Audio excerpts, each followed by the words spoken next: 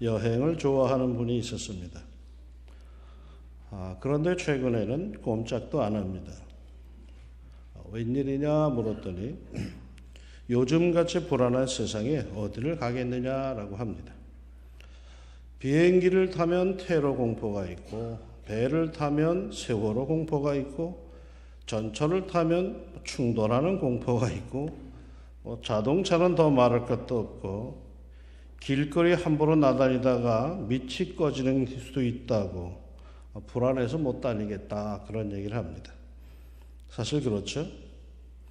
어느 글에 보니까요, 자동차를 타지 말랍니다. 자동차 사고가 우리 사람들의 사망사고 원인의 20%나 된답니다. 그뿐 아닙니다. 그렇다고 해서 비행기나 기차나 배는 어떠냐? 비행기나 기차나 배 역시 모든 사망사고의 16%를 차지한답니다.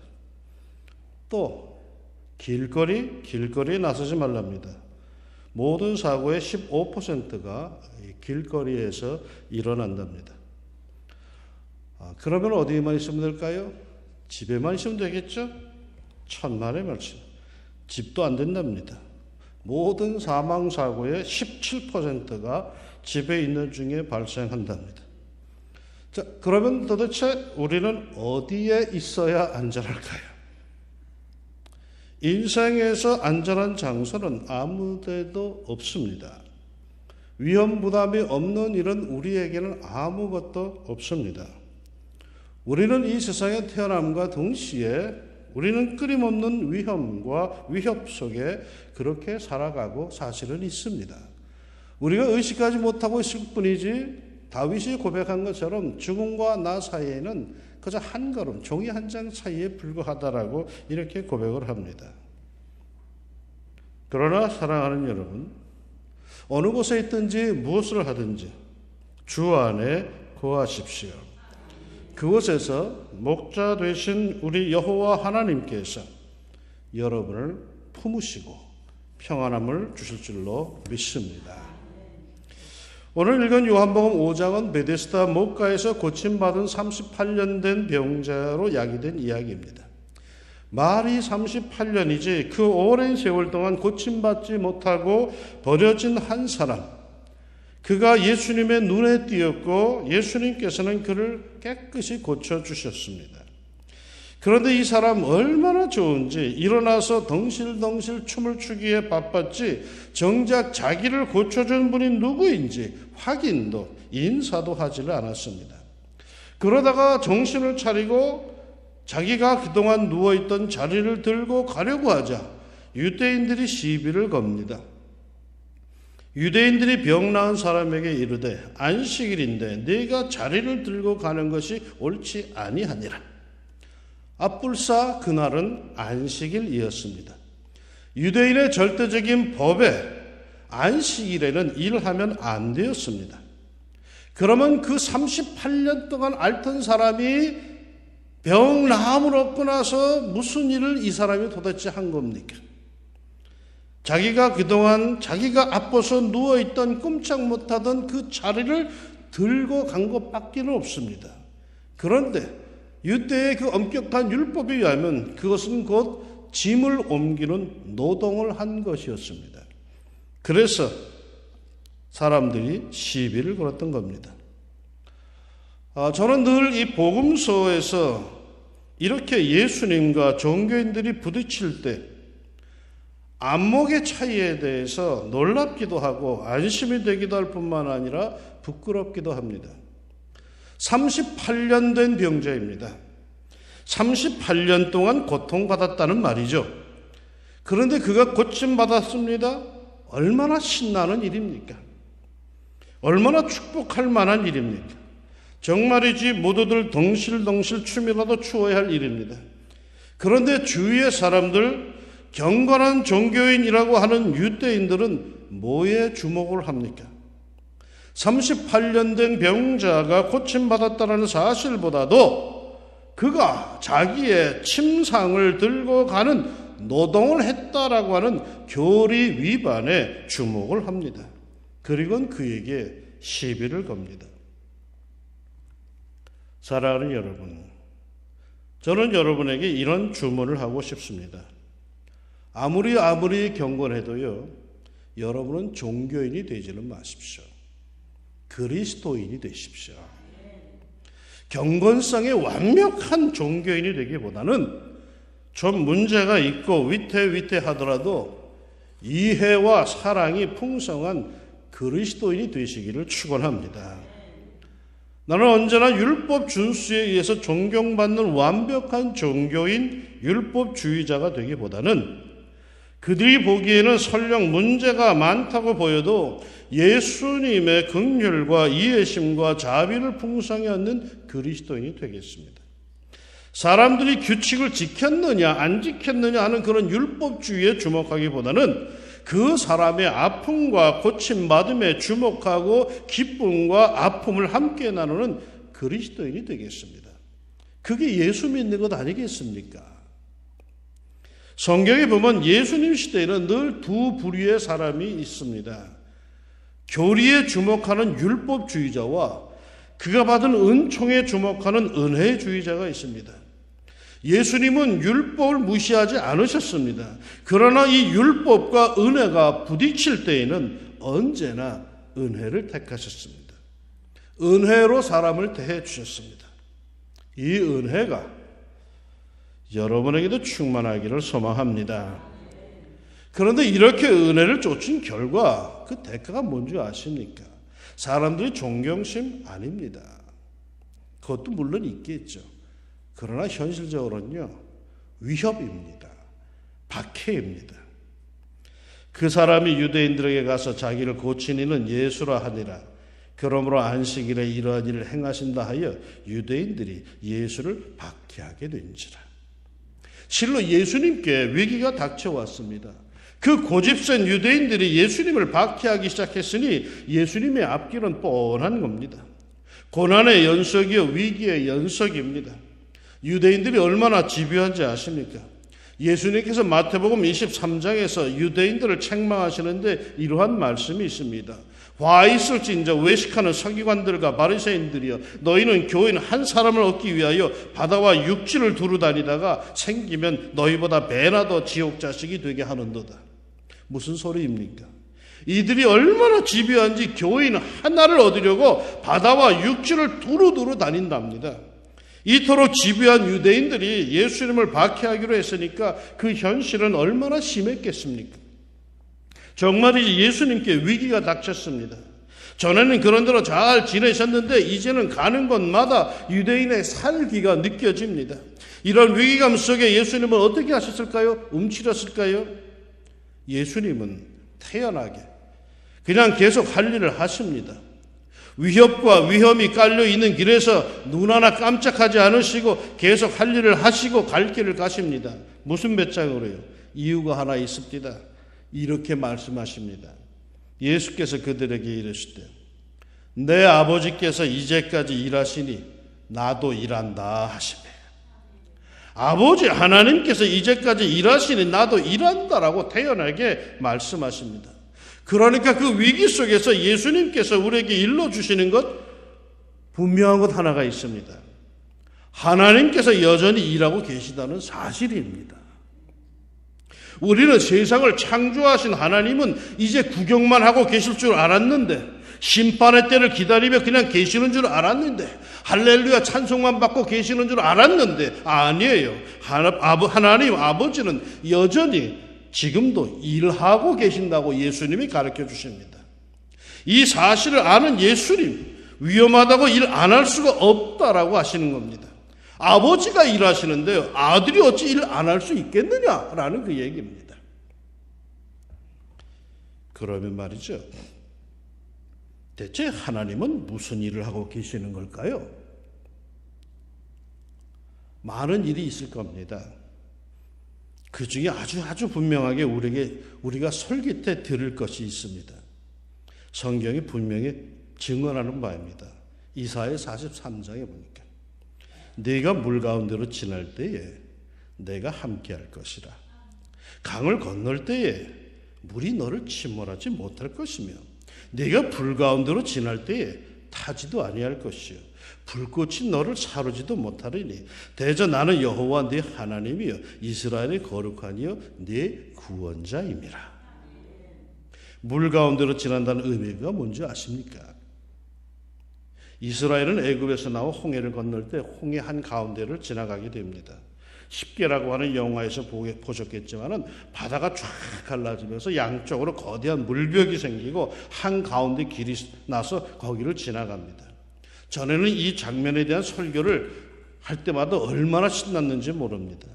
그런데 말이죠, 그 장면을 그 영화에서 한 몇 번을 보고 나니까 그거는 말이죠, 신나는 장면이 아니었어요. 그거는 말이죠, 극도의 불안한 장면이었어요. 그야말로 그 길은 믿음 없이는 못 건너가는 길입니다. 이판 사판이다라는 생각 없이는 절대로 그 길을 건너갈 수가 없어요. 바다가 쫙 갈라서 양쪽에 물벽이 생겼어요. 그런데 물벽에 콘크리트 담장이 있는 게 아니에요. 건너가긴 하지만은 그 물벽이 언제 무너질지 아무도 몰라요. 왜? 콘크리트가 벽이 없거든요. 담이 없단 말이에요.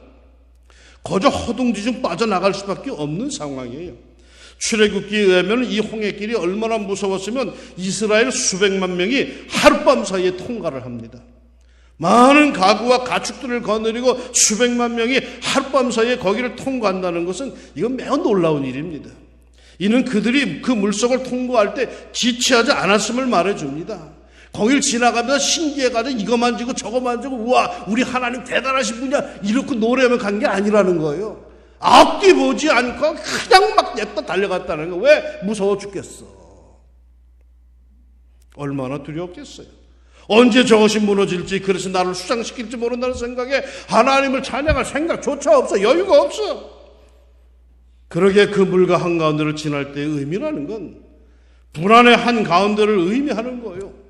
극도의 불안함이 자격이 있다라는 거예요. 강을 건널 때에 여호수아에 의하면 가나안에 들어오면서 그들은 요단강을 또한 건너가게 됩니다. 장마 따라 요단강 물이 출렁출렁 넘치고 있는데 다리도 없고 배도 없는 가운데 그들은 법궤를 앞세우고 강에 들어갔으며 그러자 강이 갈라집니다. 홍해 때보다는 좀 덜했겠지만 두려움은 여전했을 겁니다. 불안함과 두려움과 답답함이 강에 건널 때의 심정입니다. 불 가운데로 행할 때에 이는 다니엘의 세 친구가 풀무불 속에 던져졌을 때와 같은 이야기입니다. 그 뜨거움은 물론이거니와 넘실대는 불꽃을 바라보며 얼마나 두려웠겠습니까? 저 불꽃이 나의 생을 홀랑 태워버리고 소멸시키리라고 하는 생각에 어디 여유가 있겠습니까? 두려움뿐이죠. 이런 두려움의 현실 속에 버려진 이들을 하나님이 어떻게 하시겠다라고 합니까? 네가 물 가운데로 지날 때 내가 함께 할 것이라. 강을 건널 때에 물이 너를 침몰하지 못할 것이며 네가 불 가운데로 지날 때에 타지도 아니할 것이요 불꽃이 너를 사르지도 못하리니. 어떻게 그렇게 될 수 있습니까? 어떻게 내 인생 속에 펼쳐지는 강물 속에 침몰되지 않으며 내 인생 홀랑 태워버릴 것 같은, 내 모든 것을 제로 만들 것 같은 기세의 불 속에서 안전할 수 있단 말입니까? 성경은 그 이유를 이어서 이렇게 증언합니다. 두려워하지 말라. 내가 너와 함께함이라. 놀라지 말라. 나는 네 하나님이 됨이라. 내가 너를 굳세게 하리라. 참으로 너를 도와주리라. 참으로 나의 의로운 오른손으로 너를 붙들리라. 내가 지금 이 불 가운데 물속을 지나가고 있다면 하나님은 무슨 일을 하고 계시다는 얘기입니까? 나를 지키는 일을 하고 계시다라는 거죠. 신명기 32장에 보니까 이렇게 나옵니다. 여호와께서 그를 황무지에서 짐승이 부르짖는 광야에서 만나시고 호위하시며 보호하시며 자기의 눈동자같이 지키셨도다. 성경은 수도 없이 하나님께서 우리를 지키신다, 붙드신다, 도와주신다, 인도하신다 증언합니다. 우리가 잠자는 동안에도 하나님께서는 불꽃 같은 눈동자로 나를 지키십니다. 그분은 졸지도 주무시도 아니하시고 우리를 지키십니다. 나를 눈동자같이 지키시기 바쁘고 당신의 날개의 그늘 아래 감추시기에 바쁘십니다. 때마다 일마다 나를 챙기시고 돌아보시기에 바쁘십니다. 태초 이후로 끊임없이 계속되는 하나님의 역사 사역은 바로 이것입니다. 하나님이 일하시니 나도 일한다. 하나님이 무슨 일을 하시는가요? 네 백성 너희들을 지키기 위해서 일을 하신다는 거예요. 당신의 백성들을 지키시고 살리시고 붙들어 주시는 그 일에 우리 하나님 바쁘시다는 거죠. 할렐루야. 그러게 그분의 외아들 예수님이 아주 분명히 말씀하십니다. 내 아버지가 일하시니 나도 일한다. 그 누가 뭐라 해도 그 상황이 어떻다 하더라도 아버지가 일하시니 나도 일한다. 하나님께서 자신을 위해서 일하고 계심을 믿는 이가 평안할 수 있습니다. 현실이 어떠하다 할지라도 하나님께서 일하고 계시니까 괜찮아질 것이다 라고 믿을 수 있습니다. 전에 어떤 목사님이 이런 말씀하신 적이 있습니다. 자기가 사는 아파트에서 이른 아침에 젊은 사람이 투신 자살을 했답니다. 14층에서 몸을 던진 겁니다. 참 마음 아픈 일이죠. 무슨 상황, 무슨 일이라 할지라도 여러분 자살을 오른 것이 못 됩니다. 그것은 하나님 앞에 범죄하는 겁니다. 그런데 그 목사님 말씀이 당신의 마음이 더욱 많이 아팠던 것은 젊은 사람이 자살했다는 사실 그 자체도 그러하지만 또 다른 한 가지는 그 사람이 투신할 시간이 밤이 아니라 아침 시간이라는 것이 마음이 아프답니다. 밤이라고 할 것 같으면 대개 그의 죽음을 충동적이라고 할 수 있겠지만 이른 아침이라는 것은 매우 충격적입니다. 아침은 맑은 정신의 시간이요 소망과 기대감의 시간인데 그 희망차야 할 시간에 절망 속에 투신하다니 현대인의 삶이 술에 취하거나 약에 취하거나 충동적이 아닌 맑은 정신으로도 죽음을 스스로 선택할 수밖에 없는 그런 정도로 힘겼다는 사실이 매우 마음이 아프더랍니다. 이럴 때 눈을 들어 하나님을 바라봅시다. 수고하고 무거운 짐진 자들아 다 내게로 오라 하시는 예수님을 바라보세요. 거기에 길이 있습니다. 내 아버지 하나님께서 나를 위해 일하고 계십니다. 지금 내가 벅차고 힘들어하는 것들을 위해 아버지께서 지금도 일하고 계십니다. 일이라는 게 말이요 한마디로 다 되는 게 아니요. 어떤 이가 꼬이고 꼬인 자기 문제를 놓고 열심히 하나님께 기도합니다. 주여 주여 주여 좀 풀어주시옵소서. 주여 주여 풀어주시옵소서. 그렇게 열심히 부르자 하나님께서 그러시더랍니다. 이놈아 좀 조용히 해라. 네가 복잡하겠고 실타리 푸는데 정신사납다. 일이라는 것은 다 순리가 있고 순서가 있는 법입니다. 어느 하나를 확 뒤집어 놓으면 그와 연관된 모든 것들이 다 곤란을 겪습니다. 그러니 기다리십시오. 하나님께서 일하고 계십니다. 이 세상 만물은 다 연관되어 있습니다. 하나님께서 세상을 창조하실 때는 아무것도 없기에 그저 말씀으로 즉각 모든 것을 다 만드셨지만 이 세상은 이미 창조된 세상입니다. 관계성들이 다 얽히고 설키고 다 그렇게 되어 있습니다. 그러니 그 관계의 흐름 속에 원만하게 이루어 나가실 것이니 조금 기다립시다. 물론 절박하게 급한 것은 급하게 응답해 주시죠. 그러나 대개의 우리의 삶의 모든 면은 자연스러운 흐름 속에 우리 하나님께서 응답해 주십니다. 그러므로 믿고 기다립시다. 참고 기다립시다. 성경은 이럴 때 우리들에게 어떻게 권하는지 아십니까? 아무것도 염려하지 말고 오직 모든 일에 기도와 간구로 너희 구할 것을 감사함으로 하나님께 아뢰라. 염려거리가 있다라는 얘기야. 그러나 너는 그 염려거리에 조급해하지 말고 아무것도 염려하지 말고 네가 할 일은 뭐냐? 너는 모든 일에 기도와 간구로 너희 구할 것을 감사함으로 하나님께 아뢰라. 불안해하지 말고 자신을 위해 일하고 계신 아버지 하나님을 믿으며 감사함으로 도리어 하나님께 기도하랍니다. 어디 그뿐입니까? 골로새서 2장 7절 하반절에 보니까 믿음에 굳게 서서 감사함을 넘치게 하라 합니다. 믿을 수 없는 불안하게 짝이 없는 현실이란 뜻입니다. 그러나 그런 상황 하에서라도 그리스도인은 믿음에 굳게 서랍니다. 그러면서 동시에 한 걸음 더 나아가 감사함을 넘치게 하랍니다. 이 어려운 상황에서 나는 하나님을 믿어요. 나는 하나님을 신뢰해요. 나는 아버지께서 나를 위해 지금도 일하고 계심을 믿어요. 이제 곧 나를 위해 일하신 그 열매가, 긍정의 역사가 효과로 눈에 나타날 것을 믿어요 라고 하는 이는 하나님께 감사하랍니다. 그 감사의 분량대로 아버지 하나님께서 채워줄 줄로 믿습니다. 우리가 잘 부르는 복음성가 중에 주님 손잡고 일어서세요 라고 하는 이러한 찬송이 있습니다. 그 가사에 이런 내용이 있습니다. 왜 나만 겪는 고난이냐고 불평하지 마세요. 고난의 뒤편에 있는 주님이 주실 축복 미리 보면서 감사하세요.